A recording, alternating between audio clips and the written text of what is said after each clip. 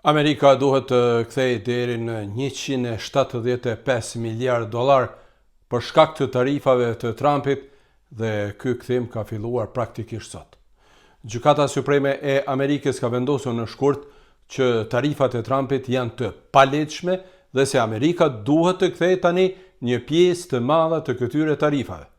Gjykata Supreme ka konstatuar se Trumpi nuk ka pasur të drejtë të vendosë këto tarifa, ndërsa tani plot 330.000 kompani nga mbar bota kanë të drejtë të kërkojnë dëmshpërblime që, siç e thash, mund të shkojnë deri në $175 miliard e në mesin e tyre ka dhe kompani gjermane. Kërkesat e kompanive janë shumë të komplikuara dhe burokratike të kuptohemi, por deri tani plot 56.000 importues janë regjistruar me kërkesë për dëmshpërblime, ndërsa vlerësohet se numri mund të shkojë pra deri në 330.000 kompani të dëmtuara. Bëhet fjalë për tarifa në më shumë se 53 milion dërgesa të madrave ku janë aplikuar tarifat më të larta se sa që duhet. Gjykata Supreme ka vendosur që tarifat e Trumpit kanë qenë pra të palehtëshme sepse ai nuk ka kompetenca për këto tarifa. Pas vendimit të Gjykatës Supreme në shkurt, Trumpi menjëherë tha se ky proces do të zgjatë edhe të paktën 2 vjet, por duket se këto gjëra po shkojnë më shpejt.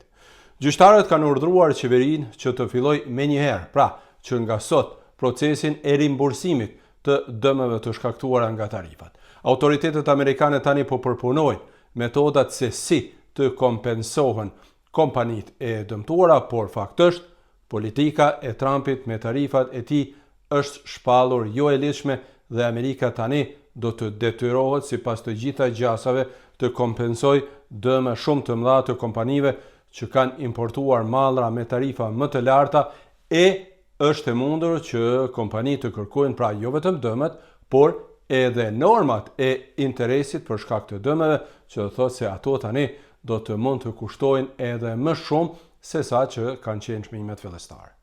Këto janë pra parashikimet e ekspertëve sipas vendimeve të gjykatës për vlerën se sa duhet të kthehen para, por tani mbetet të shihet nëse Trumpi dhe qeveria e tij do të gjejnë ndonjë rrugë tjetër për të mos paguar dëmet që i kanë shkaktuar deri tani. Ndryshe, mijëra kompani kanë ngritur padi ndaj politikës së tarifave dhe para gjykatës ndërkombëtare të tregtisë, që do thotë se do të ketë edhe procese gjyqësore të mundshme.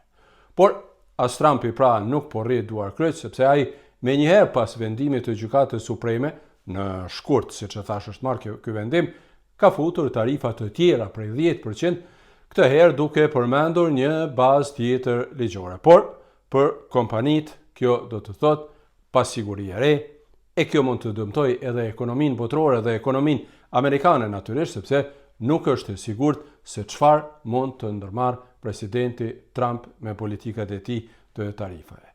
Kjo mungesë e sigurisë dhe mirëbesimit ndikon natyrisht edhe në frenimin e investimeve, prandaj mund të thuhet që situata mbetet e tendosur, ndërsa politika e tarifave po sjell pra pasiguri dhe pakënaqësi të mëdha për shumë vende dhe kompani të ndëshme.